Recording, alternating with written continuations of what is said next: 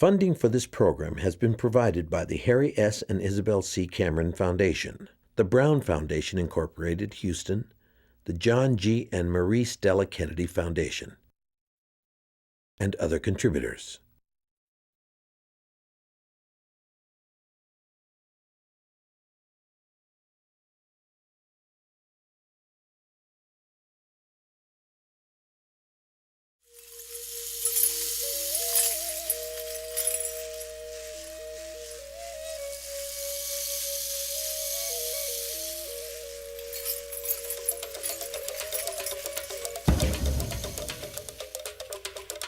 The life of the Spirit came first.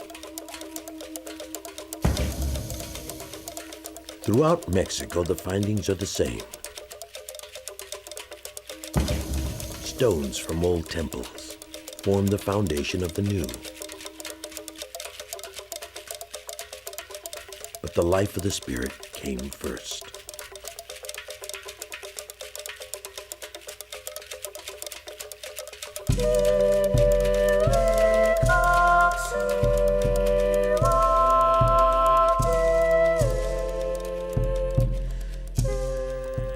At the dawn of the third millennium of the Christian era, the faithful crowd into Mexico City, to the churches and sacred sites of La Villa. For December 12th, the anniversary of the Virgin Mary's coming to Mexico, they have come to celebrate at the shrine of Our Lady of Guadalupe, the most visited shrine of the Virgin Mary in the world.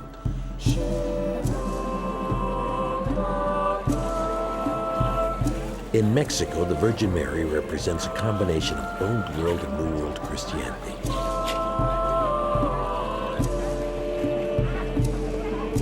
She has many faces. She is part of daily life. The people of Mexico bring her into their lives as no other.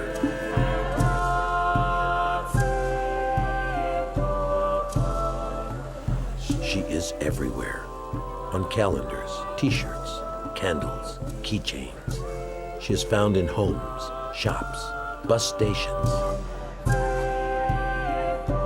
And they honor her by feasts and pilgrimages to her special places, repaying her commitment to them. The Virgin Mary, Our Lady of Guadalupe, is Mother of all Mexico.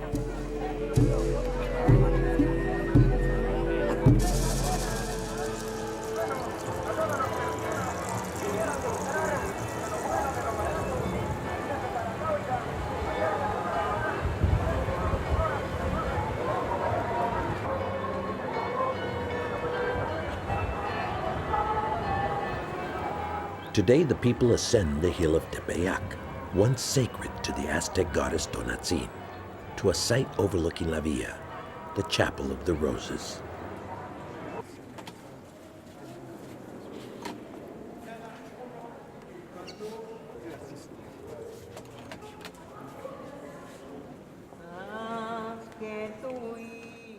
Here in 1531, a miracle is said to have taken place, when the Virgin Mary first called to an Aztec Indian, Juan Diego.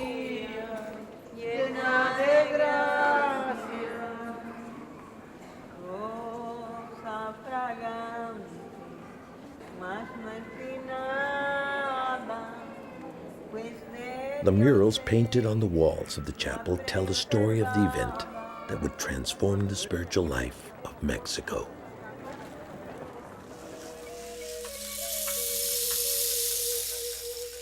It is 1531. A painful decade has passed after the defeat of Aztec forces at the old market temple site of Tlatelolco in the great city called Tenochtitlan.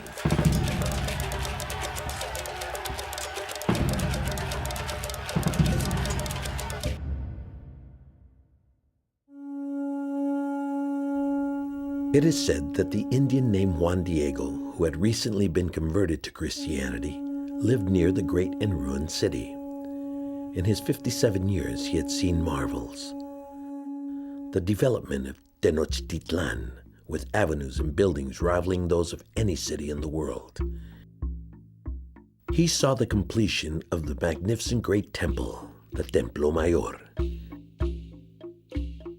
He saw growing numbers of prisoners led to sacrificial altars, where their hearts were offered to the sun god, who required blood each day to rise and keep the world from perishing in utter darkness. Juan Diego also knew the deserted ruins of the pyramids, a short journey away, where the Aztec wise men said the gods had created the world. Long before the coming of Europeans to the Western Hemisphere, massive temple complexes such as Teotihuacan were built by man's labor in cultures that had no beasts of burden. At Teotihuacan, the Aztecs found traces of devotions to gods from earlier times. Quetzalcoatl, the plumed serpent, god of renewal, and Tlaloc, the god of rain. Some of these gods achieved places of honor in the Aztec pantheon. At the top of the temple, the Aztecs placed Tlaloc, side by side with their own god, Huitzilopochtli, the god of war. The Aztecs honored Huitzilopochtli's mother, like other goddesses, a giver and taker in the cycle of life. One of the most important characteristics of features of the gods in general in ancient Mexico is they were whimsical. They can be good, they can be bad, it depends on their mood. It depends on the rituals that human beings perform to them. Away from the temple center of Tenochtitlan, the most reliable source of divine help was the local patron god. Who is the patron god? Is the god that protects the community. Is the only god that is not whimsical. He's always good with his people because they are his descendants. The patron saint is the Christian idea of the patron god in pre-Columbian times. The patron god inhabits in a certain specific part of the real geography. It can be a cliff, but basically there's a hill, because that was the place where their only and very exclusive god lived. And also part of the patron god lived in a pyramid built by the people. The temple is an artificial hill.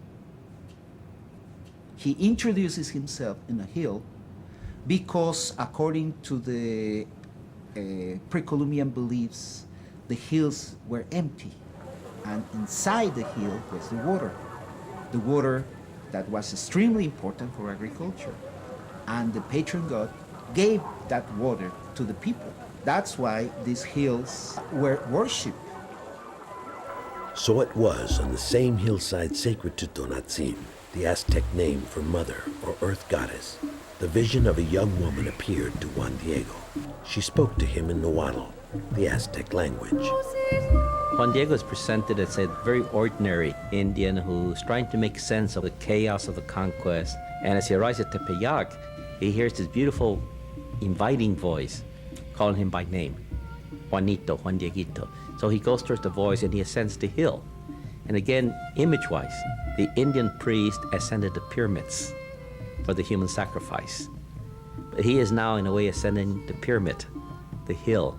But he's ascended the hill not for human sacrifice, but for a very beautiful voice that knows him by name and in a way treats him as an equal. The lady asks that a temple be built here in her honor.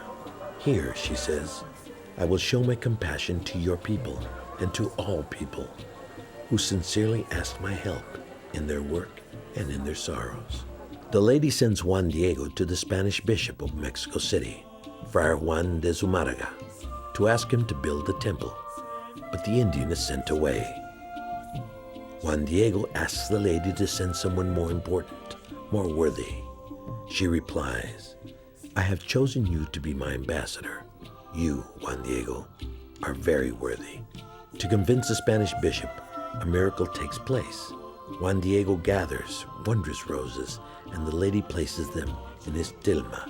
When the tilma is opened, an image of the beautiful lady of the vision miraculously appears. The image remains today, recognizable within the Christian tradition as the Virgin Mary, but portrayed also with symbols and in the colors sacred to the Aztecs. To the Spanish, here is a dark maiden in an attitude of submission.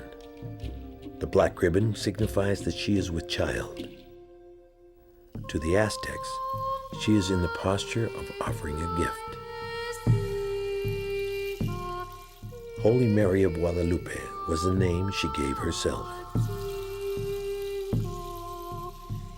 It was the name of one of the most famous shrines in all of Spain. People come from all over to pray in the shrine of Our Lady of Guadalupe, at this church in the hills of Extremadura. Here, about 1300, a vision of Mary is said to have appeared, requesting that a church be built on the site where an image of herself was miraculously uncovered. In much the same way, in Mexico, devotion was planted early and deep. Maria Williams, from San Miguel de Allende, is steeped in the lore of Our Lady of Guadalupe. From the time of the conquest and before the time of the conquest, there was a mother, they call it the Mother Earth. The mothers of the gods, because there were many goddesses, particularly in the Aztec pantheon, basically they were part of a ritual linked with agriculture. They were basically worshipped because of fertility. Of course, they were also played the role of motherhood, but not in the same way like Virgin Mary. Virgin Mary is different. Virgin Mary is basically your mother, and she's going to protect you, he's going to help you, he's going to cure you. Our Lady of Guadalupe has filled an important role in the lives of the people. Manuel Zavala has been director of the radio station in San Miguel de Allende for 40 years. About 50 years ago, he walked 8 days with men from San Miguel and Querétaro to La Villa. That yearly pilgrimage continues today. Many say that Mexico, without the Virgin of Guadalupe, is not Mexico, and that, as one person says, there is more Marianismo, or more Marianos, than Christians, because many do not abide by the commandments, but they always visit the Virgin. And they say, well, through the Virgin we will be saved. And many dedicate their devotion only to the Virgin of Guadalupe. It is the night before the feast. The standards show the people are from all parts of Mexico. They have come to ask Mary's intercession with her divine Son, to ask protection for themselves, their families, for those who have died, those not yet born. Television crews are in place. This is a national occasion.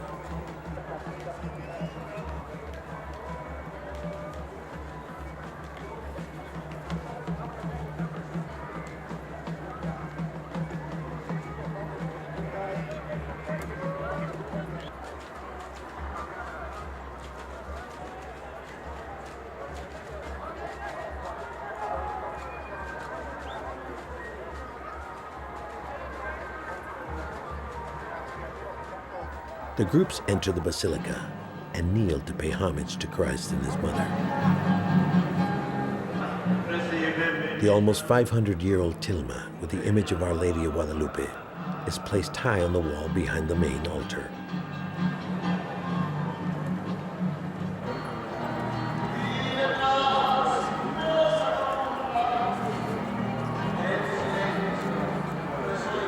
To see the image most clearly, the visitors pass to the left of the altar and behind it, where they are carried on flat conveyor belts immediately beneath the tilma.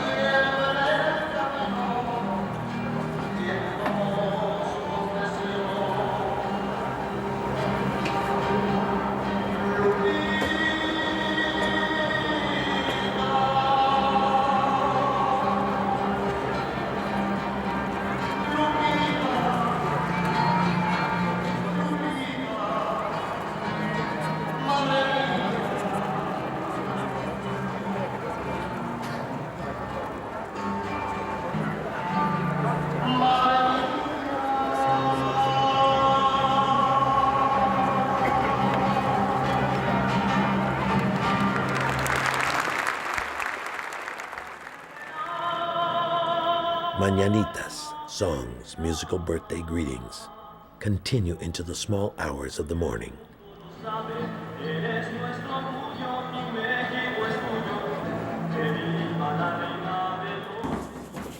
As in Aztec times, for religious feasts, both men and women dance. Concheros, dancers, are strictly organized with leaders and patron saints. The dance leader marks a cross with his foot, honoring the cross of Christ and the four winds. All dancers watch and follow his varying steps.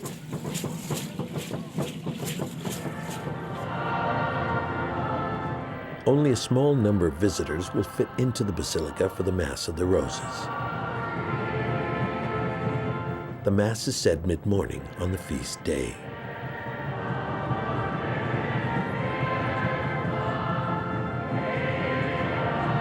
Members of the clergy represent the entire Western Hemisphere.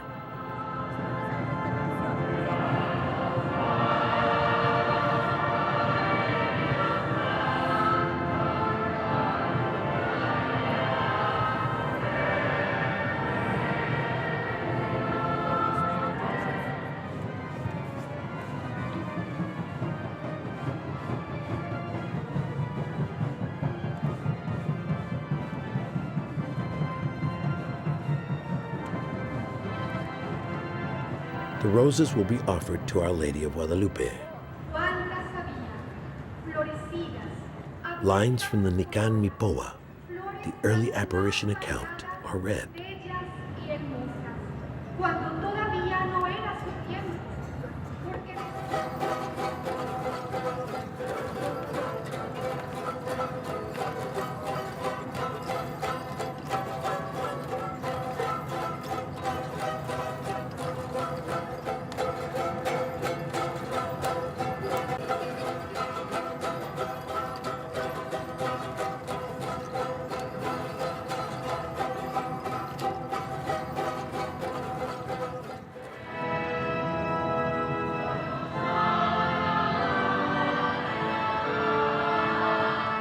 The words of Our Lady of Guadalupe are recalled. Am I not here with you, who am your mother?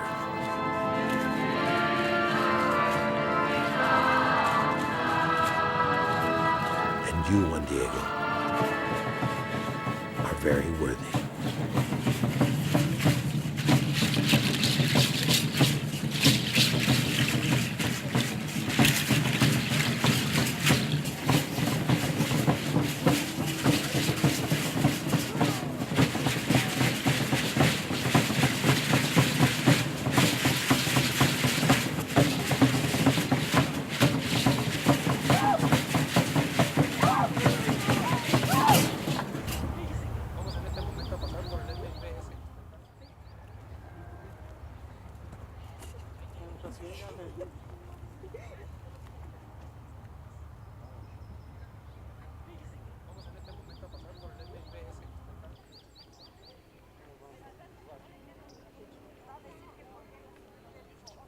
The new Christian religion embraced many practices familiar to the Aztec people.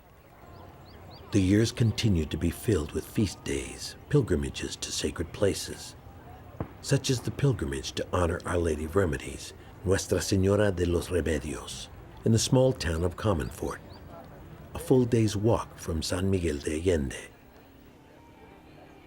In the cool of the early morning in late August, people start out. Many families join together for the day.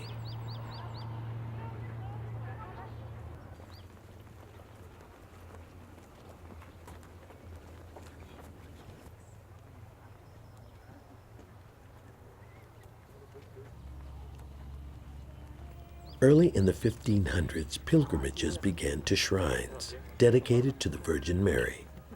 Countless miracles were attributed to her motherly intercession. By 1650, at least 100 of her images were associated with miraculous events, healings, and help beyond the natural order. The Virgin Mary was beginning to play her role in Mexican history, to be called on during sorrows and calamities, epidemics, floods, earthquakes, wars,